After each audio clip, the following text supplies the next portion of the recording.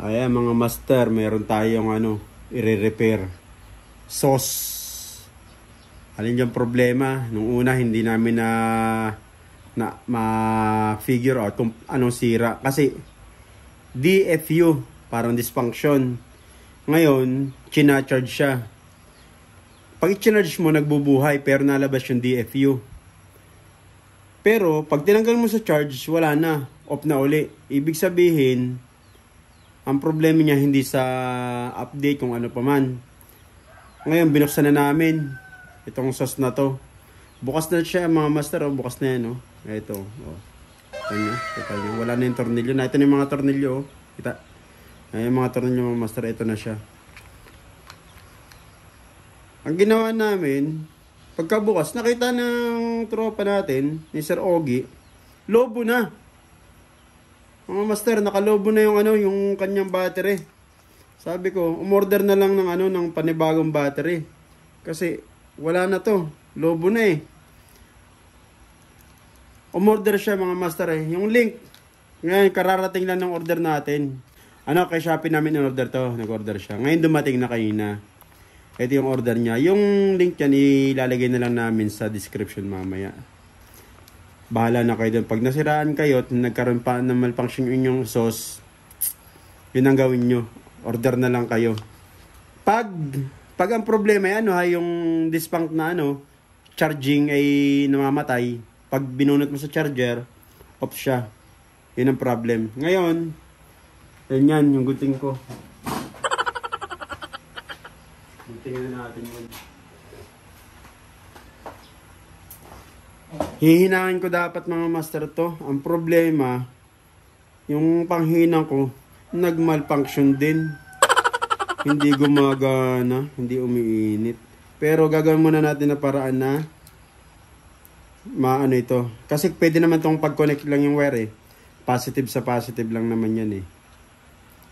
Madali lang gawin. Pero kung may panghinang, mas maganda. Para solid. Ayan mga master, kita nyo naman yung niyan. Connector niyan, connection niyan. Ganyan lang. Pero talaga naman kita nyo naman na lobo na yung battery natin. Naglobo na Ito mga master yan, yung battery niya ay, ang nga pa rin niya ay, buksan na natin itong dumating na battery. Tingnan na natin yung kanyang model. Habang nakabukas na ganyan. Model niya ay yan. 500 mAh yan mga master ha.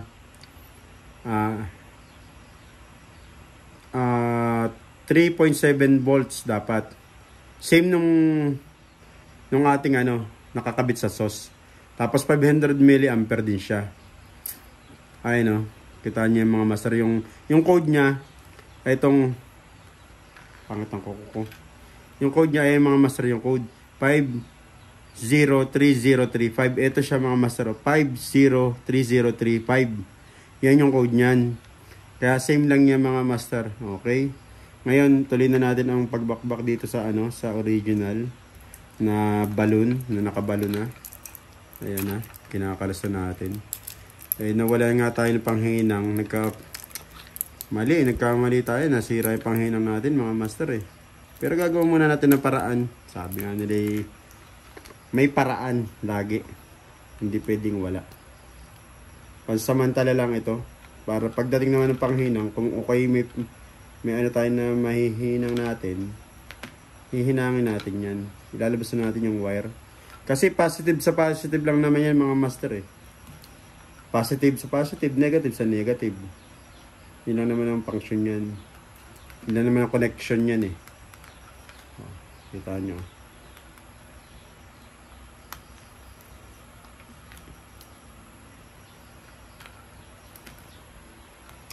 Hindi ako nakapaghanda ng cutter. Patago yung cutter ko. Tapos itong mga master bago, pwede kong bunutin dun. Kung nga ito, kung may yung suksok eh. Pwedeng suksok na lang dun eh. Tawag dun. May tawag kasi dun sa pansuksok na yun eh. Pero ang gagawin natin, i-electric tape na lang natin para hindi siya mag-short circuit. Tapos pagdating ng panghinang, hihinang natin ng bago o pwedeng ipahinang sa labas din, pwede rin. Pwede kong putulin ito mga master, pwede kong putulin yan dito.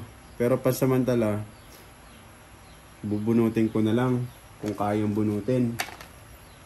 Kasi meron niyang lock para mabunot yung wire.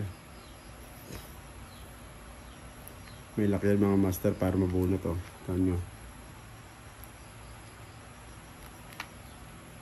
Hindi ko nabunot. Umipit yung lock niya.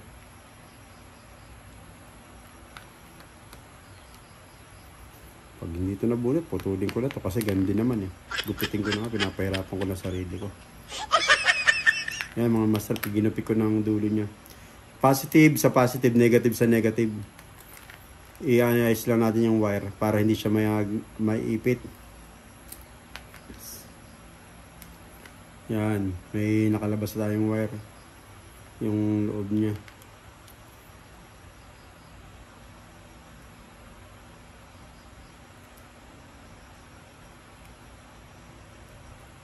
Ayan. Kita niyo mga master oh. Labas yung wire niyan.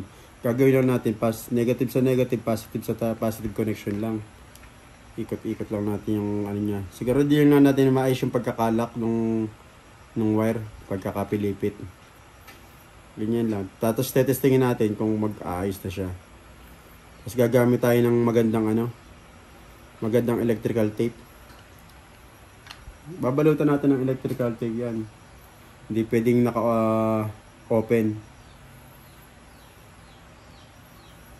Ito, nag-ano tayo ng electrical tape. Hindi naman kailangan na marami. Kasi hindi naman siya dapat pala ay... mga master, hindi na pala natin kailangan electrical tape. Bunutin uli natin yung ating pinagdigsong. Gagamitan natin ng shrinking tube. Meron tayong shrink tube niya, mga master, dami oh. Order ko sa Lazada to. Yung link dito, pwede ko rin hanapin at ipakita ko rin kung nasan yung link. Ipapopost din natin yan. Ngayon, sa mga master, ito, di black sa black o black sa black, tsaka red sa red. Ito pwedeng putulin. Pag masyadong mahaba, pwede nyo putulin yan. Yan. Ito, ipapasok nyo muna sa loob, yung isa, bago nyo ikakabit. Diba? Yan. Sa haba niyan, oh. Tapos yung black, bawasan natin. Masyado mahaba. Kaunti lang bawas. Para mahaba yung ano niya, nakapasok. Yan mga master, papakita ko sa inyo. Ganyan ang kasimple. Naka-shrink tube tayo. O yun yung bubulag sa akin ginagawa. Ayan. Pagkapasok yan, di ganyan lang yan. Tapos yung pasok na rin natin. Yung pula. Meron pala tayo yung mga ganyang gamit. Tapos connect lang uli natin yung wire. Connect lang natin yung wire niya. Kahit wala tayong panghinang. Magkakaagi siya. Hindi siya hindi tayo mahihirapan. Kasi naka-shrink tube tayo. Ayan, mga master, naka-ayos na. Naka-ano siya. Ayan, nakita nyo naman. Baka mahila mo sa hinaw. Oh. Hindi na kailangan hinangin. Papasok lang natin yung wire. Diba? Hindi nakita. Ngayon. Kita nyo mga master, nasa loob na. Diba? Ngayon. Where's my lighter? Iinitin lang natin yung mga master. Gamitan na natin ng lighter kasi hindi naman natin kailangan ng matinding apoy, matinding init. Mahina lang kailangan dyan. Isa muna.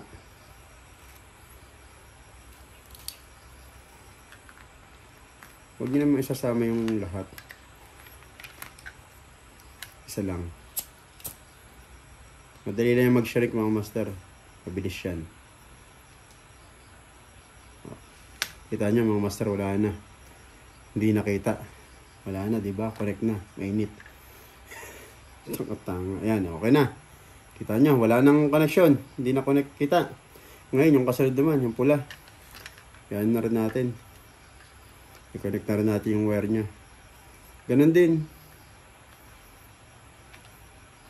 Ipit natin yung wire ng maayos. Siguro din lang natin na mahigpit yung pagkakaipit nya. Nabuhay na. Buhay? Tumunog. Sana all, nabubuhay. Tira mo. Kasi may laman pa ito eh.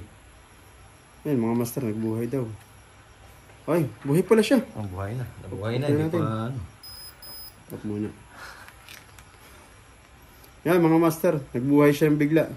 Hindi pa namin ibig sabihin, yun talaga yung sira niya. Yung unang panahon pa. Ngayon, ayos lang natin itong kinabit nating wire. Initin uli natin yung kabilang dulo. Yung kabilang connection. Kita nyo naman, nabuhay na agad. Kita nyo na, mga master, nag-click agad siya. Buhay na buhay.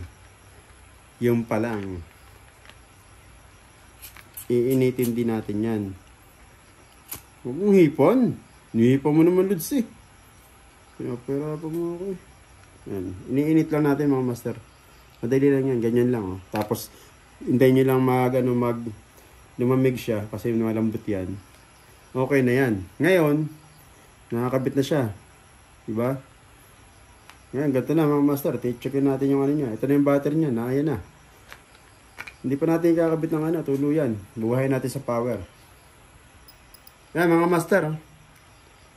Nag-function siya. Buhay na. Oh, 8888. Puro 8888. Reading. Yun. Kita niya, mga master. Okay na. Buhay na. Play natin nga. Ayun. May recording na. Naglabas na yung play.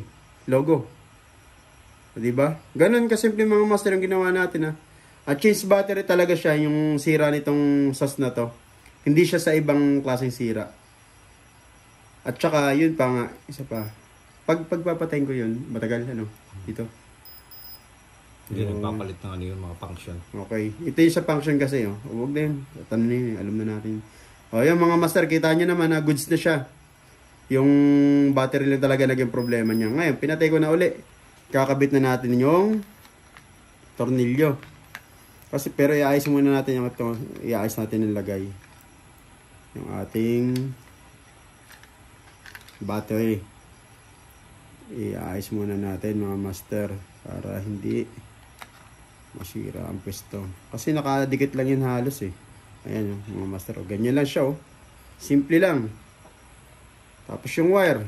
Ganyan lang yung wire. Kakabit lang na uli natin. Ibabalik lang natin na pag ganyan Pag may naipit na wire, ayusin. Nag-double. Hindi ko na ihaba yung wire niya. Ay, yun lang. Yun nga pala. Kailangan talaga maghinang. Sabi ko sa'yo, mahuhugot na kanina eh.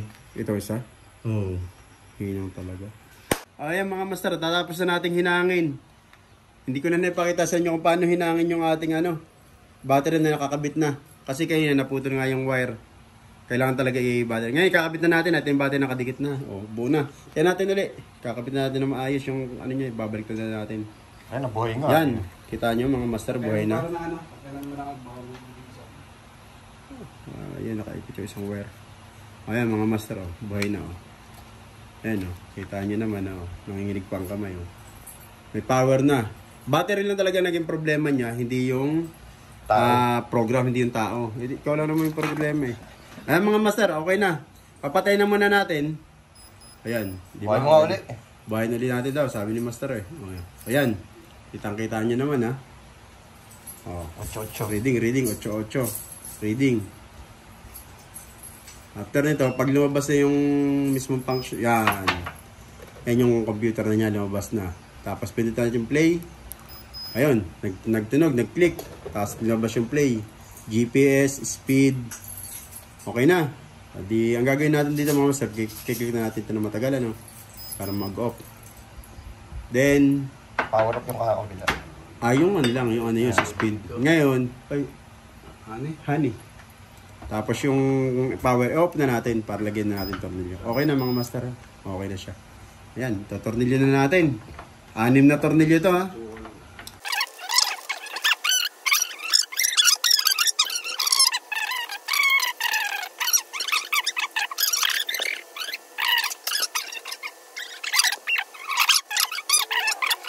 Ayan. Okay na mga master, nakatornilyo na siya. Ayan na, buhay na uli natin.